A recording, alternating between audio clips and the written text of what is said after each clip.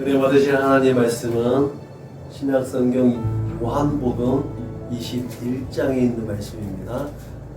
요한복음 21장 1절로 14절 말씀입니다. 신약성경 184면 그 어간을 찾으시면 되겠습니다. 요한복음 21장 1절로 14절 말씀을 같이 읽겠습니다. 시작. 그 후에 예수께서 디베라 호수에서 또 제자들에게 자기를 나타내셨으니 나타내신 일은 이러하니라. 시몬 베드로와 디두모라 하는 도마와 갈릴리 가나 사람 나다나엘과 세베대의 아들들과 또 다른 제자 둘이 함께 있더니 시몬 베드로가 나는 물고기 잡으러 가노라 하니 그들이 우리도 함께 가겠다 하고 나가서 배에 올랐으나 그날 밤에 아무것도 잡지 못하였더니 날이 새어갈 때에 예수께서 바닷가에 서셨으나 제자들이 예수이신 줄 알지 못하는지라. 예수께서 이르시되 얘들아 너희에게 고기가 있느냐? 대답하되 없나이다. 이르시되 그물을 배 오른편에 던지라. 그리하면 잡으리라 하시니 이에 던졌더니 물고기가 많아 그물을 들 수 없더라. 예수께서 사랑하시는 그 제자가 베드로에게 이르되 주님이시라 하니 시몬 베드로가 걷고 있다가 주님이라 하는 말을 듣고 겉옷을 두른 후에 바다로 뛰어내리더라. 다른 제자들은 육지에서 거리가 불과 한 50칸쯤 되므로 작은 배를 타고 물고기 든 그물을 끌고 와서 육지에 올라보니 숯불이 있는데 그 위에 생선이 놓였고 떡도 있더라. 예수께서 이르시되 지금 잡은 생선을 좀 가져오라 하시니 시몬 베드로가 올라가서 그물을 육지에 끌어올리니 가득히 찬 큰 물고기가 153마리라. 이같이 많으나 그물이 찢어지지 아니하였더라. 예수께서 이르시되 와서 조반을 먹으라 하시니 제자들이 주님이신 줄 아는 고로 당신이 누구냐 감히 묻는 자가 없더라. 예수께서 가셔서 떡을 가져다가 그들에게 주시고 생선도 그와 같이 하시니라. 이것은 예수께서 죽은 자 가운데서 살아나신 후에 세 번째로 제자들에게 나타나신 것이라. 아멘. 세 개의 기적, 이와 같은 말씀을 제목을 설정해봤습니다. 엄밀하게 말하면 세 개의 기적과 같은 일이라고 하는 게 더 합당한 제목일 수도 있어요. 부모가 아직 이제 철이 들든 자녀들, 아직 그 성인이 되진 않은 자녀들, 아무래도 세대 차이가 많이 나는 그런 자식들을 이해하는 데는 한계가 있습니다. 또 그런 자녀들이 또 부모를 상대로 자신의 모든 상황들을 이렇게 설명하기가 또 한계가 있어요. 그럴 때 하는 말이, 참 보편적으로 하는 말이 있죠. 이해가 안 되네. 참 이해가 안 된다. 오늘 성경의 본문을 보면 예수님의 입장에서 보면 제자들을 딱 볼 때 참 이해가 안 된다. 이렇게 하실 만한 행동들을 제자들이 하고 있습니다. 그래서 예수님의 입장에서 보면 그 제자들을 볼 때 야, 어떻게 저럴 수가 있지? 야, 정말 기적과 같은 일이다. 이거 본문에 나오겠지만 니네들이 내 음성도 못 알아듣냐? 너희들이 내 모습도 못 알아보냐? 너희들이 내가 가지고 있었던 지금까지 보여드렸던 신적인 능력을 보여줬는데 그런 신적 능력도 모르냐? 예수님의 입장에서는 그렇게 반문하고 싶은 일들이 엄청나게 많은 거예요. 그래서 기적과 같은 일이라는 거예요. 예수께서 부활하신 후에 세 번째 제자들에게 나타나신 일이라고 해요. 그것이 디베라라고 불려졌어요. 그죠? 그래서 오늘 성경에 요한이 기록한 거에 의하면 디베라라고 해요. 우리가 잘 알듯이 이 디베라는 갈릴리 호수입니다. 그죠? 신약 성경에는 긴네렛이라는 그런 호수, 게네사렛이라는 호수, 뭐 바다 이렇게 나오기도 하지요. 요한이 갈릴리라는 어떤 보편적인 지명보다 디베라라고 불렀습니다. 디베라라는 뜻은 예전에 헤롯 대왕이 그 지역을 디베리우스라는 로마 황제에게 바쳤다라는 거예요. 그 도시를 디베라 황제에게 바쳤다는 의미로 그 지역을 디베라라는 지명을 썼다는 거죠. 그렇게 유래한다는 거예요. 그냥 그 위에 가이사라라고 하는 지역, 그것도 가이사에게 바쳐진 도시라고 볼 수 있는 거죠. 또 가이사라 빌립보라고 했는데 그 가이사 빌립보에게 바쳐진 도시라는 의미가 그 안에 담겨져 있는 거예요.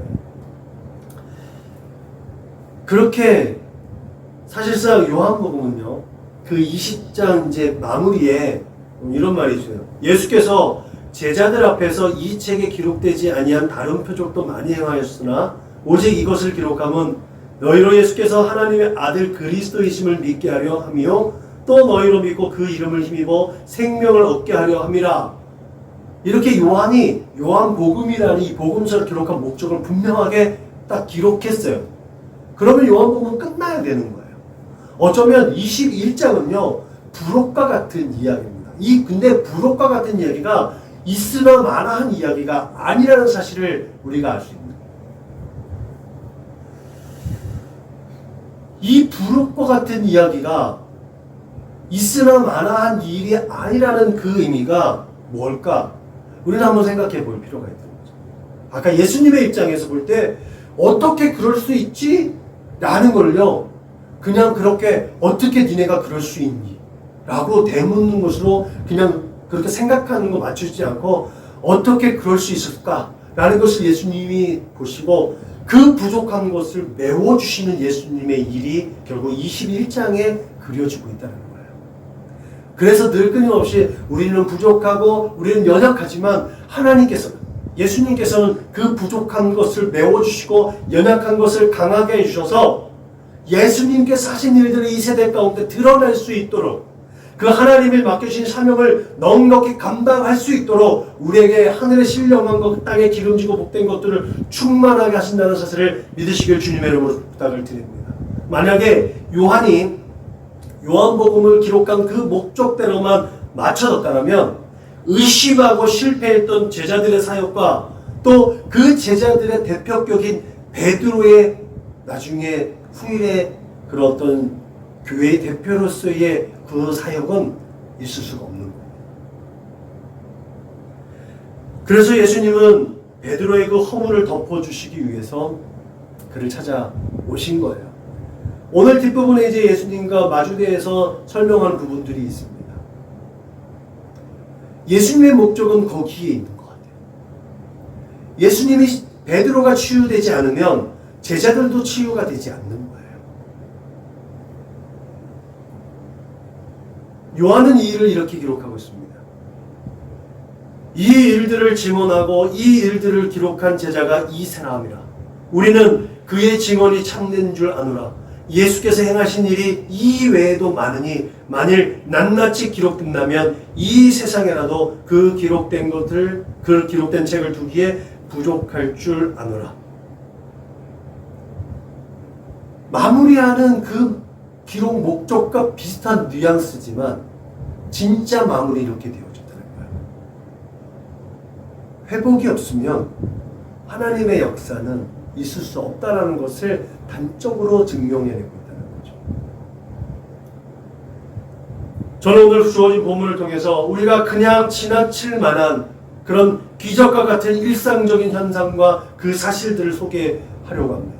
그리고 그 안에 담겨진 뜻을 좀 더 깊이 상고해 보려고 합니다.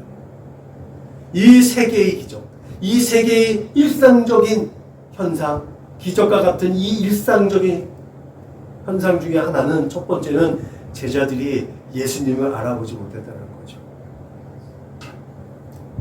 그 전에도 예수님이 부활하신 다음에 예루살렘에서 부활하신 예수님이 그들에게 나타나셨어요. 오늘 요한이 기록한 것처럼 세 번째로 예수님이 제자들 앞에 나타난 거예요. 그런데 제자들은 예수님을 알아보지 못했다는 거죠. 아마도 고깃배가 더 멀리 떨어지고, 성경에 기록된 걸 보면 그들이 고깃배 안에 있다가 그 바닷가로 오기 위해서는 좀 더 작은 배로 옮겨 타야 됐다라는 것을 설명을 볼 때, 조금 더 큰 배는 저 위에 바다가 조금 더 깊은 곳에 있다가 거기에 고물을 내려놓고 작은 배로 옮겨 타고 와야 되는 그 거리 차이가 있었던 것 같아요. 그래서 그 바닷가에 앞에 서 있는, 또 새벽 미명이기 때문에 약간의 물안개 같은 게 껴있지 않았을까. 제자들을 부연적으로 설명하고 그들을 조금 옹호하기 위해서 그런 가상의 어떤 형상들, 그런 상황들을 유추해 볼 수가 있기는 합니다. 그런데 한편 예수님의 육성이 들리잖아요. 얘들아, 야, 너희에게 고기가 있냐? 어떻게 예수님의 음성을 잃어버릴 수가 있을까? 그 음성이 들릴 만한 거리였다. 그 거리를 본문에서는 한 50간이라고 되어 있어요. 50간. 대략 90에서 100m 거리인 거예요. 그 정도 거리면 예수님이 산상수훈을 할 때, 또 뭐 복음서의 기록을 통해 보면 대기의 흐름을 따라서 대기가 바닷가에서 산 쪽으로 올라가는 시점에서 바닷가 이쪽에서 산을 향해서, 또 대기가 산 쪽에서 바닷가로 갈 때는 그 위에서 대기의 흐름을 따라서 뭐 5,000명, 남자가 5,000명이면 여자와 식솔들과 아이들과 노인들까지 합치면 뭐 한 2만 명 된다고 추산을 하는데, 그 사람들이 다 들을 수 있도록, 그때는 뭐 방송 시스템이 있는 것도 아니었으니까 예수님이 하나님 나라를 설교할 때 그들이 다 들을 수 있다면 그 대기의 흐름을 통해서 말씀하셨다는 겁니다. 분명히 예수님은 지금도 그 대기의 흐름을 따라서 힘들이지 않고 얘들아, 너희에게 고기가 있냐? 라고 말씀하셨다는 거죠. 그 음성이 제자들의 귓가에 들렸으니까 없습니다! 라고 대답했을 거 아니에요. 여러분, 그렇게 그 음성을 들은 제자들의 반응이 그냥 너무 일반적이었다는 거예요. 그것에 예민하지 않았던, 어쩌면 좌절해 있었던 그런 제자들이었기 때문에 어쩌면 정말 정상적일 수도 있는 거죠. 우리가 낙심하고 절망하고 좌절했을 땐 그 모든 사람들의 위로와 격려, 이게 아무 소용이 없는 거죠. 사람을 낳는 하나님의 일꾼으로 부름을 받았는데 그렇게 좌절하고 주저앉아서 나는 물고기나 잡으러 간다 라고 하는 베드로의 그런 입장에서 볼 땐 예수님의 음성, 그 바닷가에서 들려진 음성이 예수님이라고는 상상할 수 없었을 거죠. 분명 예루살렘에 머물러서 성령을 받으라 라고 말씀했는데 그 예수님의 기대와는 다르게 나는 물고기 잡으러 간다. 사람들이 예루살렘에서 그 당국자들에서 잡혀서 자기들도 고초를 당할까봐 어쩌면 피신한 거 아니겠습니까? 자기들이 조금 더 잘 도망가기 유일한 곳으로 도망쳐온 것 아니겠습니까? 답답하다 못해 조금 부인할 수도 있겠지만 우리는 그냥 어부로 살래요. 그냥 이대로 살다 죽을래요. 그게 나는 물고기 잡으러 갈래요. 나는 물고기 잡으러 간다. 야, 우리도 같이 가자. 이런 제자들의 모습이었지 않겠습니까?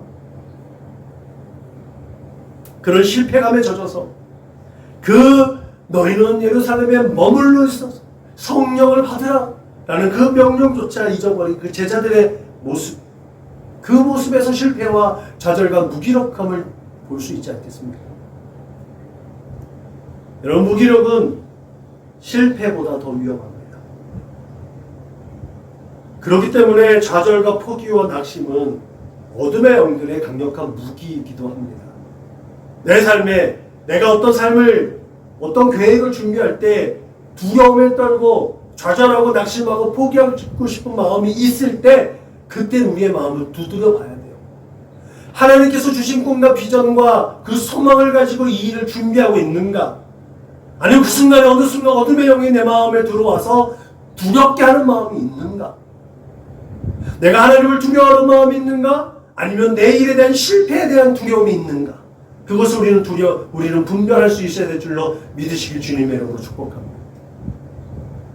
예수님을 알아보지 못했던 것은 그들의 시야가 가려졌기 때문이 아니라 그들의 마음의 문이 닫혀 있었기 때문이라는 사실을 우리는 기억해야 될 줄로 믿으시기 바랍니다. 그렇게 그들의 믿음이 그들이 하나님의 그 꿈과 하나님의 시선을 놓쳐버렸기 때문에 그래도 조금은 타이밍이 늦었지만 요한은 그들보다는 조금이라도 그 시야가 열려 있었기 때문에 주님이시다 라고 말할 수 있었던 것 같습니다. 우리가 이 세상을 살아갈 때 오늘의 이 요한복음의 기록자인 요한처럼 아주 조그만 희미한 소망조차 그 조그마한 통로를 통해서 주님이시다, 하나님의 음성이시다 라는 것을 깨달을 수 있는 믿음이 여러분들의 있기를 주님의 이름으로 축복합니다. 그렇게 길이요 진리요 생명이신 주님을 의식하고 인식하는데 아둔해지지 않기를 주님의 이름으로 축복합니다. 아멘. 그렇기 때문에 그런 의미에서 세상적인 시선과 세상적인 마음을 가지고 세상을 보면은 모두 다 이기적이고 모두 다 자기 중심적인 삶입니다. 그런 하나님의 역사는 모두 다 기적처럼 보이는 거예요. 그러나 하나님의 시선을 보고 하나님의 마음을 가지고 가면 세상이 기적이라고 여겨지는 모든 일들이 우리들에게는 보편적인 하나님의 역사가 될 수 있음을 믿으시길 주님의 이름으로 부탁을 드립니다. 생명이 예수께 있는데 예수를 비방하고 예수를 거부하는 그런 기적적인 삶이 아니라 저와 여러분들에게 있어서는 참 생명이신 예수 안에서 하나님의 역사가 보편적인 삶의 역사로 그려지고 영해질 수 있기를 주님의 이름으로 부탁을 드립니다. 둘째로 세계의 기적적인 일상의 삶. 그 두 번째는 자신들이 그렇게 자랑할 수 있고 자부심을 가질 수 있던 생업으로 돌아갔는데 무능력했다는 거예요. 그들은 아무것도 할 수 없었다는 거예요. 그들이 잘할 수 있는 일이라고 생각했는데 그것마저도 자기 뜻대로 되지 않았다는 거예요. 평생을 고기잡이하며 생활했던 사람들, 이 7명이요 3년의 공백기가 있었지만 아무것도 할 수 없다. 여러분 아무리 전문가가 할지라도 경력이 단절되면 지금도 그 경력이 단절되면 그 다시 전문가로서의 그 갖추는 인터벌이 있다고 하잖아요.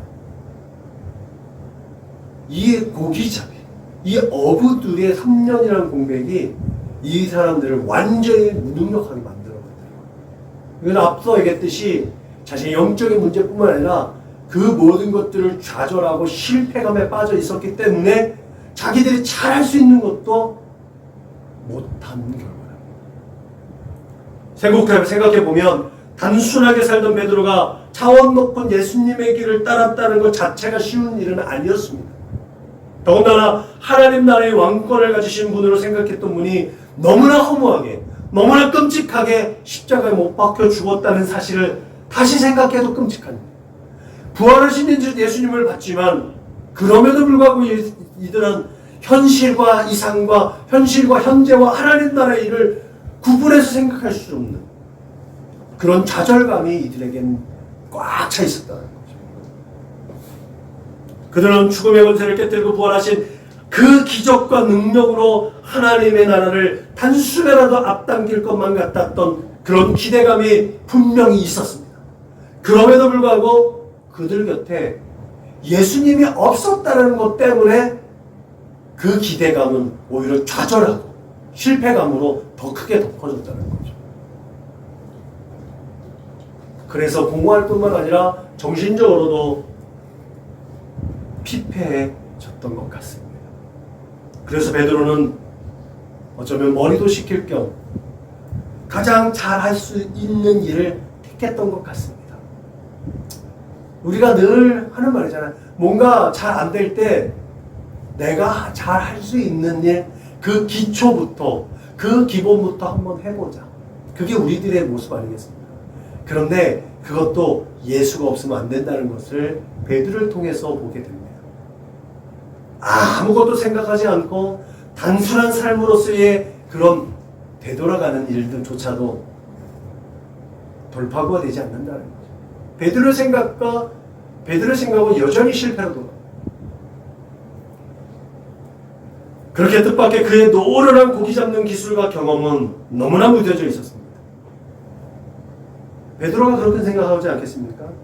그래서 베드로의 한 고기잡이 배에서 오늘 기록한 성경에 기록한 것처럼 날은 더워 죽겠고 밤이 새도록 있으면서 그가 겉옷을 벗고 있었다는 건 그때도 더웠다는 거예요. 답답했다는 거예요.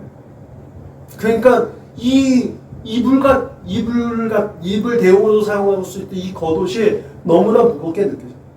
그것조차 벗어 제끼고 있었던 거예요. 이것도 마음대로 안 되는구나. 이것도 내 능력으로 안 되는구나. 푸념반, 체념반 그렇게 하고 있을 때 물가에서 소리가 들렸다는 거예요. 얘들아, 너희에게 고기가 있냐?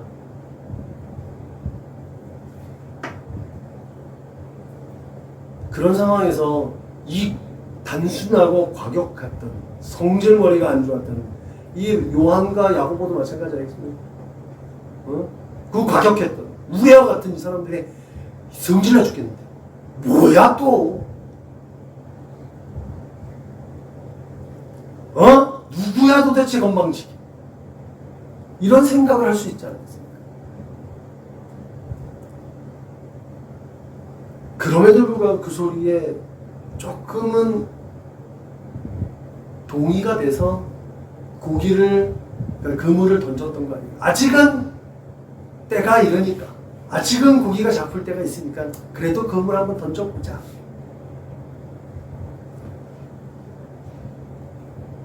그래서 고기가 153마리가 잡혔다는 거예요. 여기에서 오늘 살아가는 우리의 삶의 자리에서도 또 귀한 교훈 하나 얻게 됩니다. 아무리 우리가 어떤 분야에서 풍부한 경험을 가진 상당한 전문가라 할지라도 주님의 뜻을 묻고 그 음성을 기다리고 순종할 줄 알아야 그런 지혜가 필요하다는 것을 우리는 분명히 깨달아야 될 줄로 믿으시길 주님 이름으로 축복합니다. 좀 더 적극적으로 표현하자면 주님이 함께 하시면 우리에게는 아무것도 없다는 거죠. 우리가 예전에 주님이 함께 있을 때 나도 있는 것이고 주님이 함께 없으면 나는 없는 거예요. 그렇다면 그렇게 무능하고 시원찮은 제자들에게 왜 주님은 찾아갔느냐는 거예요. 베드로의 신앙 고백 위에 음부의 권세가 이기지 못하는 교회를 세우시겠다고 예수님은 말씀하셨는데 그렇게 베드로가 실패하고 그 제자들까지도 실패했는데 그 실패한 제자들을 찾아간 주님의 이유가 여기에 있는 거 아니에요. 그들을 실패한 그대로 놔두면 안 된다. 왜요? 그들 12명을 부르신 분명한 목적이 있었기 때문에 선민의 회복, 선민을 대표하는 12명의 제자들이 실패하면 안 되는 거예요. 12명의 제자들이 실패하면 똑같이 하나님께서 택하신 그 선민 이스라엘이 실패한 그 걸음을 걸어가야 됩니다. 이들의 실패로 끝나서는 안 되는 거예요. 다시 회복되어져서 다시 이들이 하나님의 역사, 주님의 제자로서의 성공의 그림을, 성공의 페이지를 그려내 가줘야 12 선민 하나님의 백성, 이스라엘 백성들이 선민으로서의 성공한 삶을 그려나갈 수 있는 토대가 되어집니다. 그게 성령행전, 사도행전에 드러나 있는 것 아니겠습니까? 그러나 베드로를 회복시키는 주님의 긍휼하심과 용서와 사랑이 오늘 본문 안에 있다.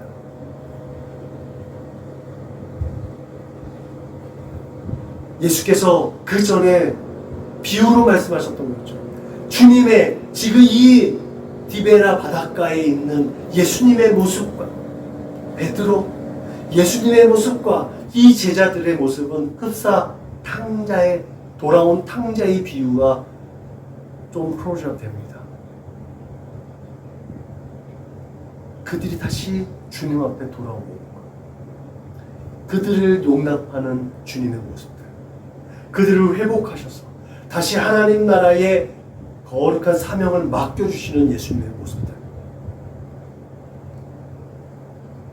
그래서 본문 뒤에서 그 16절, 15절부터 있는 말씀 뒤에서 예수님을 면전에서 저주하고 부인한 베드로에게 다시 세 번, 네가 나를 사랑하냐? 주님, 내가 주님을 사랑합니다. 네가 나를 사랑하냐? 주님 사랑합니다. 이 세 번의 용서와 세 번의 회복을 통해서 베드로를 다시 그들의 대표자로 세우시는 주님의 모습을 보게 되죠. 잠깐 생각해보면 주님이시라 라는 소리를 듣고 바다로 뛰어내려서 그 90에서 100m가 되는 그 거리를 헤엄쳐서 혹은 걸어서 주님까지 곁으로 가는 베드로의 모습. 어쩌면 작은 배로 이동해야 되는 그 거리. 100m면 뭐 전문가들의 운전 솜씨로는 뭐 간단히 쉽게 갈 수 있는 거리이기도 합니다. 그럼에도 불구하고 그런 좌절과 또 어떤 실패감에 있는 사람들은요, 그 몸이 재기능을 하지 못하기 때문에 빠져 죽을 수도 있는 거 아니겠습니까? 근데 단박에 뛰어내려서 주님께로 헤엄쳐 가고 있는 베드로의 모습을 우리는 생각해 볼 수 있어야 됩니다. 여기서 죽으면 죽으려는 베드로의 모습도 찾아볼 수 있는 것 아니겠습니까? 주님이 아니면 안 됩니다. 이제 깨닫게 됩니다. 그러면서 대제사장 가야바의 뜰에서의 트라우마가 베드로에겐 있었을 것입니다. 여러분, 이런저런 말씀 없이 그럼에도 불구하고 야 와서 니네 잡은 고기 갖고 와 라고 하는 예수님의 모습. 그리고 이제는 우리 부모 입장에서는 좀 알아들을만 하지 않냐 라고 핀잔도 하고 꾸중도 하실 만한데 예수님은 제자들에게 와서 떡과 고기 먹자, 그런 예수님의 모습. 그렇게 베드로는 완전하게 용서받고 치유진 제자로 주님 앞에 다시 서게 됩니다. 그렇게 주님의 명령을 다시 수행할 수 있는 사명자가 됩니다. 여러분, 우리는 원래 무능합니다. 우리는 원래 무지합니다. 우리는 능력이 없어요. 우리는 지혜롭지도 못합니다. 그게 에베소서에 있는 것 아니겠습니까? 본질상 진노의 대상, 죄와 허물과 열악함으로 죽을 수밖에 없었던 우리 영혼, 그 모든 것들을 다 용납하시고 예수 그리스도의 십자가 보혈로 씻어주시고 덮어주셔서 주님의 나라에 들어오라고 하신 것도 감사한데, 그 주님의 능력과 권세를 덧입혀 주셔서 주님의 일을 감당해낼 수 있는 동역자로 세워주신 것이 우리에게 무한한 감사의 거리가 되지 않겠습니까? 여러분, 그 모든 것이 하나님께서 함께 하시고 주님께서 함께 하신 것, 우리에게 감사의 제사로 돌려드릴 감사의 제목들이 되는 줄로 믿으시길 주님의 이름으로 부탁을 드립니다. 그래서 성경은 내게 능력 주시는 자 안에서 내가 그 모든 것들을 감당해낼 수 있다라고 바울이 고백했던 것처럼 우리가 모든 상황 속에서 그렇게 고백할 수 있어야 될 줄로 믿으시길 주님의 이름으로 부탁을 드립니다. 그러면 내가 무엇인가를 하려고 계획하고 준비하는 것이 아니라 하나님의 영광을 위해서, 하나님의 거룩하신 그 이름을 위해서 하나님께서 역사하시고 일할 수 있도록 기도하는 자가 되어야 될 줄로 믿으시길 주님의 이름으로 부탁을 드립니다. 그러면 우리의 삶 가운데서 보편적인 일상이 되면서 세상은 그것을 기적이라고 말할 수 있을 줄로 믿으시길 주님의 이름으로 축복합니다. 세 번째 기적이죠. 세 번째 가장 기적과 같은 기적, 일상적이면서도 기적과 같은 일이 바로 고기가 많이 잡힌 일이라는 거죠. 어부들이 예수님을 따라다녀서 제자의 일을 하기 전에 그 고기, 갈릴리 바다는요, 그 어종이 풍성한 곳입니다. 그래서 금을 내리면 풍성에 받을 수 있는 것이 일상적인 일이었어요. 어쩌면 베드로가 나갈 때도 그것을 꿈꾸고 갔을 거예요. 아무것도 없었잖아요. 근데 예수님의 음성을 듣고 배 오른편에 그물을 던졌잖아요. 그런 153마리를 물고기를 잡았잖아요. 어쩌면 이들이 그 전의 상황들을 보면 일상적인 일인 거예요. 실패할 수도 있고 고기 많이 잡을 수도 있어. 근데 포인트는 뭐예요? 포인트는 주님의 음성을 듣고 그 실패 속에서도 순종해서 그물을 내렸다는 거예요. 그때 우리의 일상적인 삶의 모습 같지만 기적과 같은 그 일이 이루어졌다는 거죠. 실망스럽고 답답한 제자들이 허무하게 집으로 돌아갈 준비를 하고 있었을 그때, 야, 오늘은 안 되나 보다. 다음에 가자. 그때 그물을 배 오른편에 둔지라 라는 그 음성을 듣고 뭔가 체면에 걸린 듯이 다시 그물을 던졌던 제자들의 모습들. 그때 그 순간 그물을 기다렸듯이 물고기 떼가 막 몰려드는 거 아니겠습니까? 그물을 던져서 고기를 잡은 게 아니라 그물을 던졌더니 고깃대가 들어온, 이 일상적인 것이지만 일상적이지 않는 기적이 일어난다는 거죠. 어떻게 그 순간에 물고기가 그렇게 풍성하게 거둬졌습니까? 이건 그물을 물고기들이 기다렸다는 거죠. 이 역사적인 상황, 아까 얘기했던 것처럼 한 50간쯤 되는 90에서 100m쯤 되는 그 거리에서 여러분 조금 전까지만 해도 아무것도 없었던 이 고깃배 안에 풍성한 153마리가 잡혔다는 거예요. 만선의 기쁨을 안고 그 바닷가 근처까지 왔다는 거예요. 그리고 이제 공동작업들을 한 거잖아요. 여러 제자들이 공동작업들을 했단 말이죠. 그리고 그것을 가지고 작업대에 다 옮겨 실어 와가지고 분배해서 물고기를 세봤더니 153마리라는 거예요. 이들이 우리가 쉽게 생각해서 주님이 잡으라고 했으니까 몇 마리지? 라고 새기질 않았을 거 아니에요. 이들이 서로 각자의 삶의 자리에서 나누기 위해서 물고기를 나누다 보니까 153마리가 됐다는 거 아니겠습니까? 무엇보다 제자들에게 이 153마리라는 물고기 숫자, 이 숫자는 예수님의 능력이 더 덧입혀질 때 풍성해진다는 진리를 깨닫게 하기에 충분했을 것입니다. 요한이 기록할 때 153마리라는 말, 평소 때처럼 풍성에 걷어서 예전에 153마리 더 잡았을 수가 있었을까? 기록적인 물고기 숫자니까 제가 봤을 때는 요한이 153마리라는 기록을 했을 것 같아요. 그 전에는 그 기록적인 숫자를 기록하지 못했다는 거죠.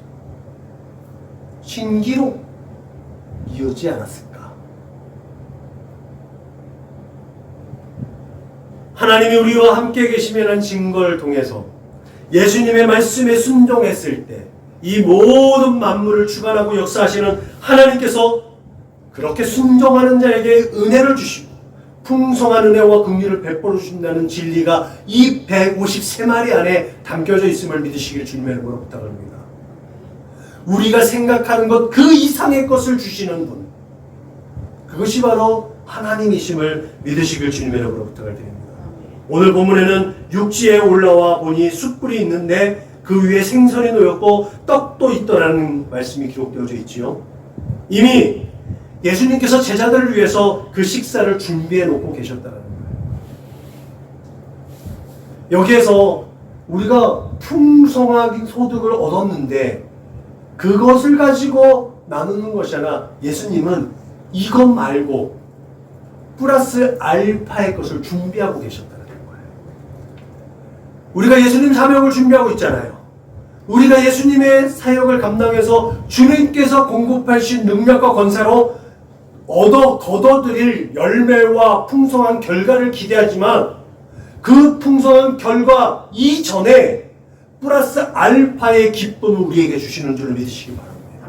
그것이 예수님이 이미 숯불을 펴놓고 떡과 고기를 준비해 놓으신 것이라. 이미 우리가 얻어질 결과 이상의 것을 주님은 준비하고 계심을 믿으시길 주님의 이름으로 부탁을 드립니다.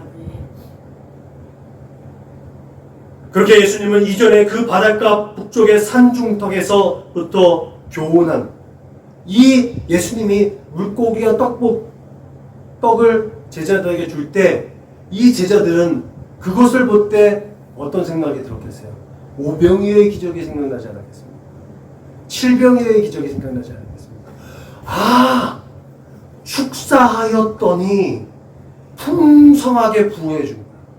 보상해 줍니다. 주님이 함께 하시니까 그것에 넘치도록 주시는구나. 이미 우리가 배 위에서 그 모든 것들을 풍성하게 얻었는데 주님은 더해줘 주시네. 그 축복의 것을 나눠주기를 원하십니다. 그래서 이제 제자들은 그 예수님의 사랑, 예수님의 능력, 하나님 나라의 것들을 재현하는, 예수의 삶을 재현하는 그런 재현 전문가들이 되는 것 아니겠습니까? 그 재현 전문가들을 우리는 제자라고 부르는 것 아니겠습니까? 그러면 우리의 기준으로 볼 때 가치 없어 보일지라도 주님께 드릴 수 있는 믿음들이 있어야 될 줄로 믿으시길 주님의 이름으로 축복합니다. 우리를 풍성하게 하시고 가치 있게 하시는 주께서 우리가 아낌없이 주께 드리고 주의 말씀에 순종하기만 한다면 모든 것 위에 축복하시고 그것들을 통해서 이웃 사랑의 결실들을 풍성하게 맺게 하심을 믿으시길 주님의 이름으로 부탁을 드립니다. 결론적으로 오늘 본문은 제자들이 예수님을 처음 만났던 그때를 기억하게 합니다. 제자들이 예수님을 처음 만났을 그 배, 그 기사가 공간복음 내에 다 동일하게 등장합니다. 근데 무엇보다도 상세하게 증거하고 있는 본문이 아무래도 누가예요. 누가복음에 있어요. 직업이 본문이 의사하다 보니까 굉장히 디테일하게 기록한 게 누가란 말이죠. 그 꼼꼼한 의사 누가의 기록을 보면 그 첫 번째 제자 그룹들이 예수님을 만났던 것을 이렇게 소개하고 있습니다. 예수께서 한 배에 오르시니 그 배는 시몬의 배라. 육지에서 조금 떼기를 청하시고 앉으사 배에서 무리를 가르치시더니 말씀을 마치시고 시몬에게 이르시되 깊은 데로 가서 그물을 내려 고기를 잡으라. 시몬이 대답하여 이르시되 선생님 우리들이 밤이 새도록 수고하였을 때 잡은 것이 없지만은 말씀에 의지하여서 내가 그물을 내리겠습니다. 그렇게 베드로가 순종해서 배를 띄워서 갔더니 고개를 잡은 것이 심이 많아 그물이 찢어질만 해서 다른 배의 동료들의 도움을 청했다는 거죠. 그 다른 배마저도 가득 차서 돌아왔다라고 누가는 기록합니다. 그리고 베드로가 예수님 앞에 엎드렸다. 그러면서 하는 말이 주님 나를 떠나소서. 나는 죄인입니다. 나를 떠나세요. 이렇게 오늘 본문에서 볼 수 있는 사건은 베드로가 예수님을 쫓아가게 된 사연 또한 같이 떠오르게 되죠. 그때 그 배에서 예수님은 너가 사람 낚는 어부가 될 거야 라고 얘기했던 것처럼 베드로가 예수님을 대할 때 내가 고기 잡는 사람이 되면 안 됩니다. 사람을 낚는 어부가 되라고 하신 주님의 뜻을 따라 내가 예루살렘으로 다시 가야겠네 라는 생각을 베드로가 하지 않았겠습니까? 오늘 상황에서 예수님은 베드로와 그 제자들에게 다시 이렇게 말하는 것 같습니다. 자, 이제부터 다시 시작이다.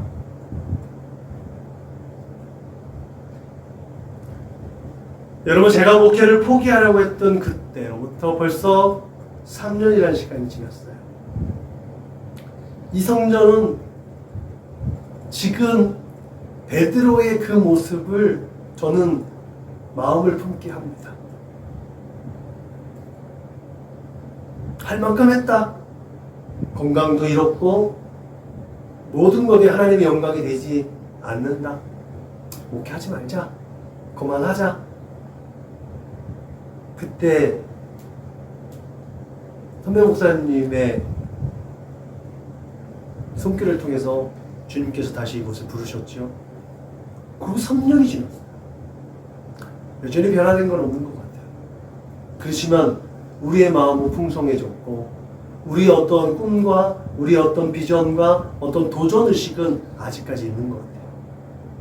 3년 전에 이곳에 올 때 그래 강단에서 죽자. 말씀 전하다 죽자. 그런 마음으로 새벽에 달려갔어요. 그 새벽 걸음걸음이 체력이 조금씩 세부되는, 체력이 보충되어지고 체력이 조금 더 이제 구축되어져 가는 과정이었던 것 같아요. 그렇게 2년이라는 시간이 지나고 나서 이제 일하는 목회자로서 하나님께서 일터로 저를 보내주셨습니다. 그 일터로 가겠다고 이제 다짐했을 때 사모님이 그러다가 나중에 쓰러지면 어떡하냐고 염려를 많이 했어요. 같이 울어주시면서 너무 염려해 주셨던 것 같아요. 그리고 얼마 전에 이제 만나서 하면 저 1년 됐어요. 건강도 너무 많이 좋아졌어요. 그랬더니 조금 더 안도하시는 분의 모습. 선배 목사님들의 염려는 그거예요. 주객이 전도될까봐. 목회가 뒤로 미뤄질까봐. 그래서 저도 그럴까봐 계속 몸부림을 치면서 사경회도 준비하고 말씀을 좀 더 열심히 준비하려고 주객이 전도되지 않게 하기 위해서. 시간은 주객이 전도될 수가 있지만 그럼에도 불구하고 그것이 전도되지 않기 위해서 몸부림치고 있습니다. 그래서 교회에 가까운 곳에 사택을 마련하려고 몸부림치고 마음을 먹는 건 아니겠습니까? 그 일이 진행되면 조금 더 하나님께서 하나씩 더 나은 목회의 방향으로 저희를 이끌어 주실 줄로 믿으시길 주님의 이름으로 부탁을 드립니다. 그 3년이라는 시간 속에서 정말 막연하게 준비되었던 일하는 목회자로서의 그 1년을 되돌아보니까 참 빨리 지난 것 같습니다. 그런 의미에서 저의 생각과 마음 그리고 우리의 생각과 마음을 한번 추스려 보았으면 좋겠습니다. 다가오는 25년도에 우리 교회가 무언가 다시 시작할 수 있는 한 해가 될 수 있기를 주님의 이름으로 부탁을 드립니다.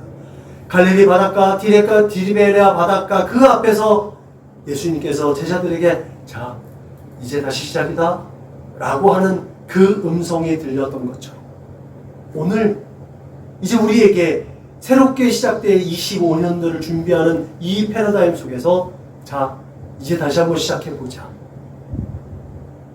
그런 음성이 들려질 수 있기를 주님의 이름으로 부탁을 드립니다. 그렇게 하나님의 선하시고 기뻐하시는 그 일들을 찾고 두드리면서 그 성도된 우리의 가치를 높이고 우리의 지경이 넓어지고 그 지경이 확장되어질 수 있기를 소원하고 하나님 앞에 그것을 꿈으로 소원으로 알려드릴 수 있기를 주님의 이름으로 부탁을 드립니다. 그때 우리는 기적과 같은 일상을 꿈꾸고 실현해낼 수 있음을 믿으시길 주님의 이름으로 축복합니다. 기도하시겠습니다.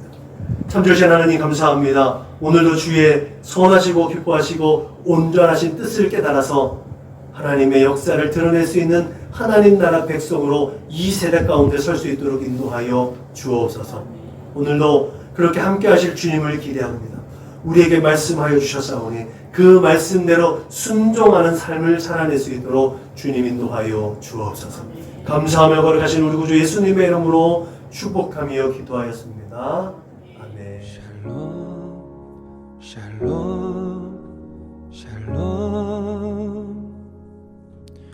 샬롬 샬롬 샬롬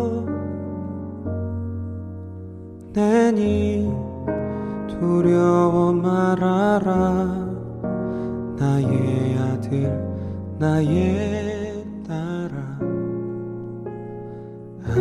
안심하라 샬롬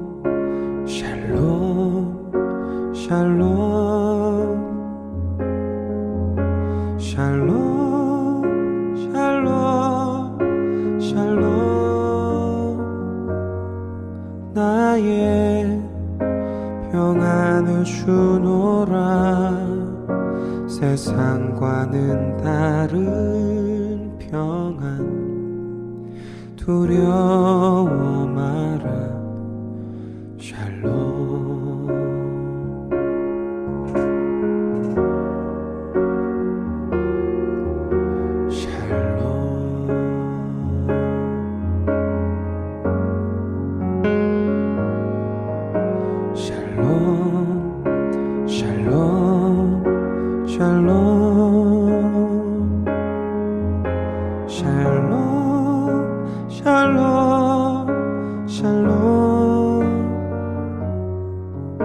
내니 두려워 말아라.